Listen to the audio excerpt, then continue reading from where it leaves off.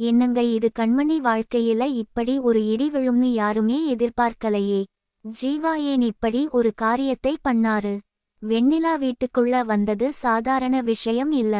இதுக்கு பின்னாடி ஒரு பெரிய சதி இருக்கு. வாங்க இன்னைக்கு எபிசோட்ல என்ன நடந்துச்சுன்னு விரிவா பார்க்கலாம்.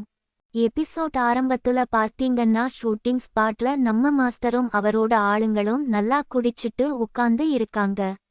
மாஸ்டர் செம டென்ஷன்ல இருக்காரு. என்னடா இது புதுசா ஓனர் வராங்க, அவங்களுக்கு வணக்கம் சொல்லியே நமக்கு வயசாக்கிடும் போல இருக்கு அப்படின்னு புலம்பிட்டு இருக்காரு. ஒரு கட்டத்துல கோபமாகி அடிக்கவே போறாரு. மத்தவங்க அவரை சமாதானப்படுத்தி உட்காங்கடான்னு சொல்லிட்டு மட்டை ஊறுகாய் வாங்கிட்டு வர சொல்றாங்க. இது ஒரு பக்கம் காமெடியா நடந்துட்டு இருக்கு. அடுத்த சீனில பார்த்தீங்கன்னா கண்மணி வீட்டு வாசல்ல ஒரு பெரிய கார் வந்து நிக்குது. குடும்பமே ஆச்சரியமா வெளிய வந்து பாக்குறாங்க. கார்ல இருந்து நம்ம ஜீவா ரொம்ப கெத்தா இறங்குறாரு. கூடவே ஒரு பொண்ணு ரெட் கலர் ட்ரெஸ்ல இறங்குறா. இத பார்த்ததும் கண்மணிக்கு முகமே மாறிடுது. மாமியாருக்கும் செம ஷாக். கார்த்திக் உடனே ஜீவா கிட்ட யார் இவங்க, எதுக்கு இங்க கூட்டிட்டு வந்த அப்படின்னு கோபமா கேக்குறாரு. அதுக்கு ஜீவா இவங்க தான் நம்ம ரெஸ்டாரண்டோட புது இன்வெஸ்டர் வெண்ணிலா. இவங்களை 2 குடும்பத்துக்கும் அறிமுகப்படுத்தி வைக்கலாம்னு தான் கூட்டிட்டு வந்தேன் அப்படின்னு சொல்றாரு. வெண்ணிலா ரொம்ப நக்கலா சிரிச்சுக்கிட்டே எல்லார்கிட்டையும் பேசுறா.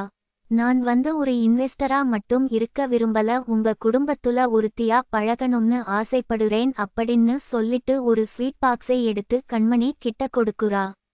கண்மணிக்கு உள்ளுக்குள்ள பெரிய கோபம் இருந்தாலும் அந்த ஸ்வீட் பாக்ஸை தயங்கிட்டே வாங்குறா.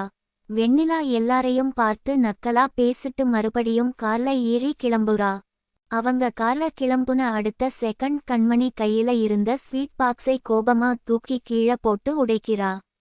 இதை பார்த்த குடும்பமே அதிர்ச்சியில உறைஞ்சு போயிடுறாங்க. கண்மணிக்கு அவ்வளோ ஒரு கோபம், வருத்தம். தன் புருஷன் வேற ஒரு பொண்ணை கூட்டிட்டு வந்து தன் கண் முன்னாடியே இப்படி பண்றாரேன்னு கண்மணிக்கு தாங்க முடியாத வலி. உடனே கார்த்திக் கண்மணி கிட்ட சண்டைக்கு வராரு. எதுக்கு இப்போ இப்படி கோபப்படுற, அவங்க சும்மா இன்வெஸ்டரை அறிமுகப்படுத்த தான வந்தாங்கன்னு சொல்றாரு.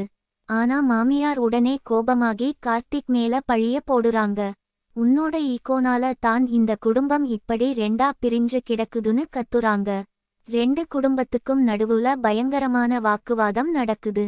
கண்மணி அழுதுகிட்டே ஜீவா வேணும்னு தான் என்னை அவமானப்படுத்த இப்படி பண்றாருன்னு ரொம்ப இமோஷனலா பேசுறாங்க. இப்படி குடும்பமே சண்டை போட்டுட்டு இருக்கும்போது திடீர்னு பவி வாந்தி எடுத்துக்கிட்டே ஓடி வரா. அவளுக்கு மயக்கம் வர்றா மாதிரி இருக்கு. என்னாச்சு பவி அப்படின்னு குடும்பமே பதறி போய் ஓடுறாங்க. அவ எதுவும் சாப்பிடலன்னு சொல்றா. உடனே மாமியாருக்கு ஒரு சந்தேகம் வருது. நீ மாசமா இருக்கியா அப்படின்னு கேக்குறாங்க. ஆமான்னு தெரிஞ்சதும் குடும்பமே சந்தோஷத்துல துள்ளி குதிக்கிறாங்க. பவியோட புருஷன் அவளை சந்தோஷத்துல தூக்கி கொண்டாடுறாரு. அந்த ஒரு நிமிஷம் சண்டை எல்லாம் மறந்து குடும்பமே ஒரு பெரிய மகிழ்ச்சியில முழுகுது. கண்மணி முகத்துலையும் ஒரு நிம்மதியான சிரிப்பு வருது. அடுத்த நாள் வீட்டுக்குள்ள பாட்டிங்க 2 பேரும் உட்கார்ந்து புலம்பிட்டு இருக்காங்க. அப்போ கரெக்டா வெண்ணிலா உள்ள வரா. பாட்டிங்க கிட்ட ரொம்ப நக்கலா பேசுறா. நான் இந்த ரெஸ்டாரண்டை முழுசா என் கண்ட்ரோல்ல கொண்டு வரப்போறேன், இனிமே என் கால்ல தான் எல்லாரும் கிடக்கணும், என்னை மீறி யாரும் எதுவும் பண்ண முடியாதுன்னு அவளோட உண்மையான வில்லி முகத்தை காட்டுறா. இதை கேட்ட பாட்டிங்களுக்கு செம ஷாக் ஆகுது.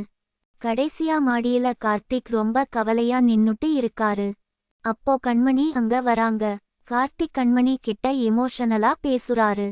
நீ எப்பவுமே எல்லாத்தையும் தப்பாவே புரிஞ்சுக்குற பவி, மாசமா இருக்கறது ரொம்ப சந்தோஷமான விஷயம், ஆனா நம்ம சண்டையை நிறுத்திட்டு எல்லாரும் ஒன்னா சேரணும்.